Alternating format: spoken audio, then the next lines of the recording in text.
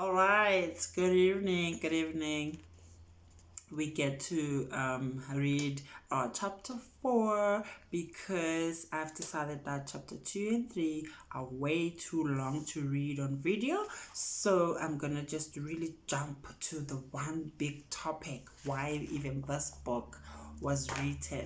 So we are reading chapter 4 of the book, titled Money and Black People: Why Black People Don't Have Money and How to Heal Your Money Story.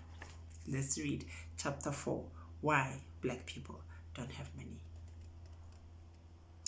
As a black person born in South Africa in the 1980s, and most of my life I didn't have money. Fortunately for me today, I have money. But unfortunately, a lot of black people still do not have the money. It is a serious matter.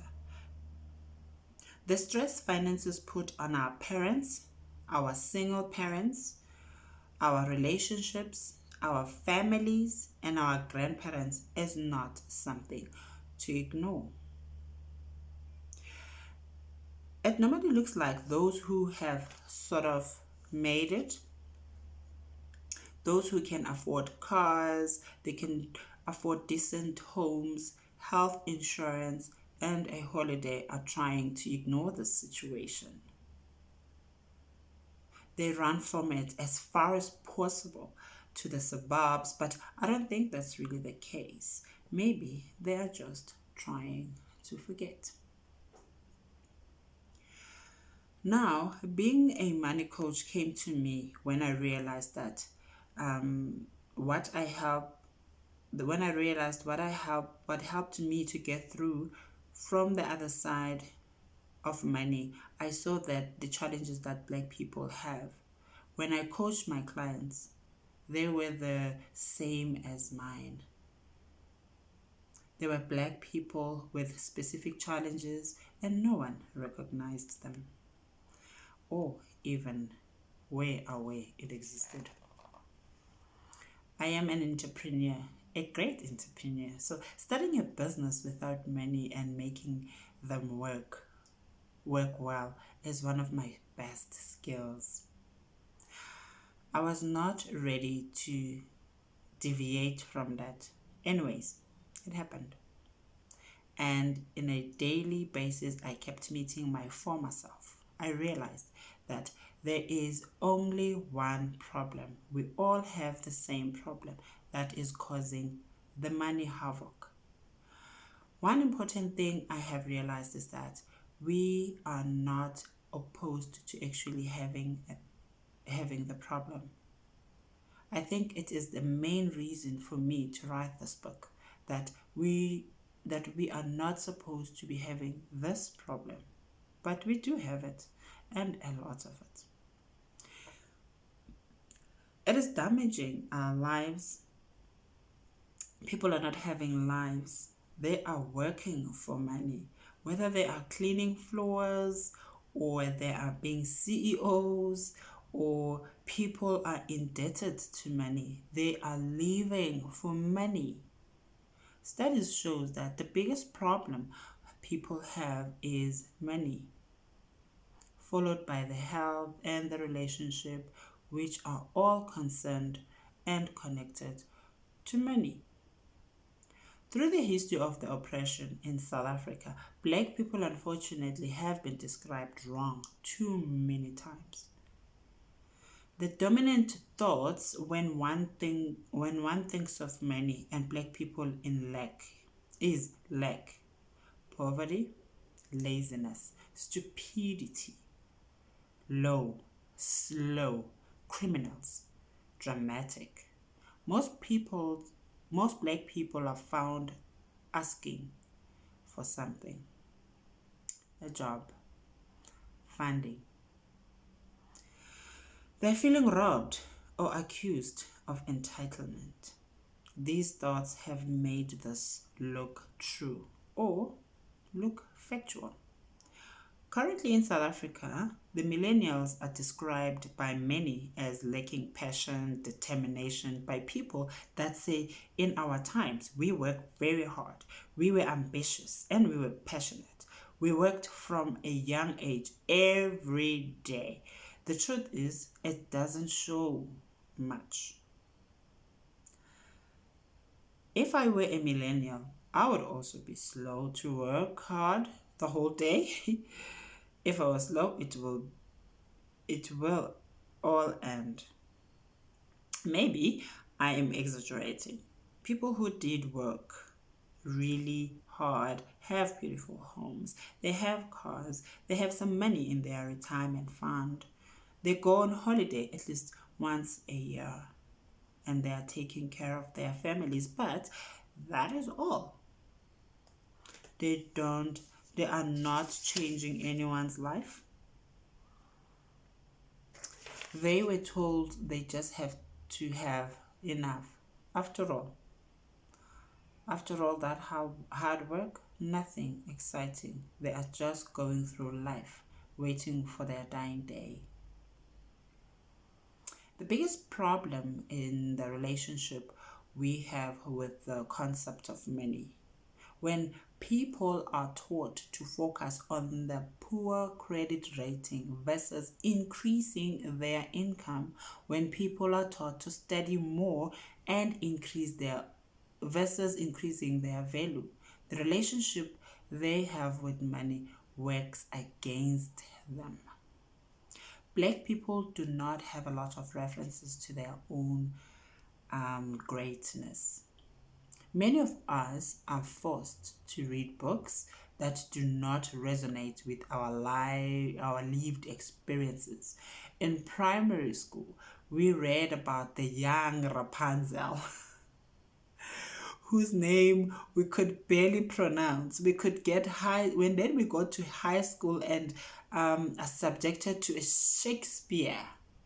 That made us feel like our own lives don't matter and are not of importance.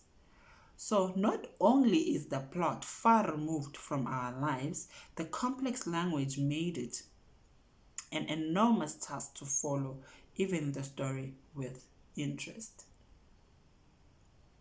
Most of us grew up being told on a daily basis that there is no money. Even when you saw money at home, you were told there is no money. Don't ask for a school trip. Don't ask for anything. There's no money. Now, everyone complains that there is no money. Money is not for playing. You can't have money. You can't have money for fun. Now, everyone complains and it's a surprise when black people spend their money buying expensive clothes, cars, and things that they cannot afford. They're really giving that 7-year-old what he had longed for so long. There are some of the black people's challenges, and these challenges weaved the relationship black people have with money. The first thing a black person does with their salary is not an investment. It is buying clothes and all things fun. Black people get a bonus, they take it to a party. They're buying things that are full of fun. There is nothing wrong with buying a car and everything else if you have the money to buy it.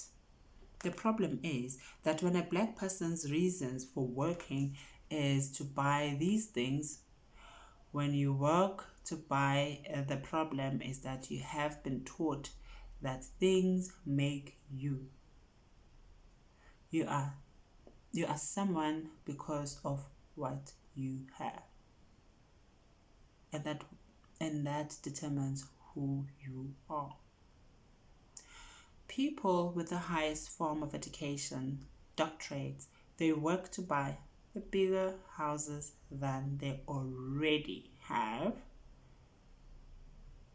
the bigger car, or the most expensive car. You can ask them, what is your goal? And they will tell you, it's all things bigger than I already have. It's nothing. It's not things they don't have already. Most of it is not bought with cash. When black people talk about affording, they don't mean they can afford to buy the object. They mean they can afford the bond or the car installment. The solution is to heal the source of this problem, which is lack. Because as long as lack is shadowing the black nation, nothing will ever be enough. We can get all the promotions, all the opportunities, all the tenders, but we still don't have money. We still have lack. Lack is a state of being without or not having enough of something, a state of deficiency. We need to change the mindset. We need to start feeling enough. We need to start recognizing that our parents and caregivers didn't have what we have today. They did their best, but we can now live lives we need to heal and move on. The money mindset section at the end of this book, you will find exercises that will shift your state from lack to abundance and to having enough. This is the end of the chapter. So it was so interesting. As I was reading, I was feeling all emotion. I was feeling everything that has to do with everything that I've experienced and was mentioned right here. So earlier today, I had a conversation with like an ex-colleague who put a status that was saying, the community has made men so useless if they don't have money. And I engaged him. I was like, what are you really talking about? And he said, yeah, no money, no value. Did he not get my peace of mind? So I gave this notion that just maybe we need to think about it. It's really not about money. It's really not about money. Your value is not put on the actual cash. So if we go back in the olden days, there was no cash. There was never money as a medium of exchange. People would wake up and bring their value and be valuable. So you woke up and you grew crops. Another person was herding animals. Another person would plant certain things. So all we did was to exchange what we were able to produce for something somebody else produced. So the value is placed on what you can do as a person. So the value is really not on money. And I did not stop in saying, okay, now let's come to the age of money, where, for example, if it's now this young man or maybe old man still living in his mom's house, and he's not showing any sort of value by himself. So I gave an example like, okay, so if my 15-year-old lives in my home and he cannot bring money, he's still schooling. So his value at this point is okay, so I am the one that is working and he's capable and old enough to wash a car. Why do I have to take the car to the car wash when he's there? So mommy saves money. So him staying in my home is value. Let's now take my son, 10 years later, lives in my house. He brings no money, just like a child. And then he does not make my life easy. A window breaks. Wow, we must hire somebody. The garden is not done. Nothing is done, like absolutely nothing. He does not make my life easy in that maybe I don't have to hire a nanny. He will take care of the household things and that I don't have to worry coming back from work to cook because he will then take care of that. So his value will be more than if he were to just sit and let me do everything, hire nannies, hire gardeners, get people to fix things when he's sitting he's like just laying there. Yes, he's not bringing money, but he's bringing no value. So at a point of people starting to ridicule you isilongo ichichangane isilongo they ridicule you because of they take it to money. You are laying here and you should be like other men going out there and making your own money. It's because you're bringing no value. So it's not about money, it's about value. I believe that. So I thought, let me just throw that one in and stuff like that. And if you can, please comment and see. Let's see if we can't have more and more topics on this subject in particular. But other than that, we will meet again next time. Hopefully, I pray that it is tomorrow when we are doing chapter 5. So if chapter 5 is short, we are going to read it right here on video. But if it's too long, I certainly do not really want to be on video longer than really 15 minutes, 17 at the most. So anything that's longer than that, we are going to skip. But you can buy the book. Let me know if you would like one. Order it, inbox me on you can just leave a comment below, or you can go to my Facebook page.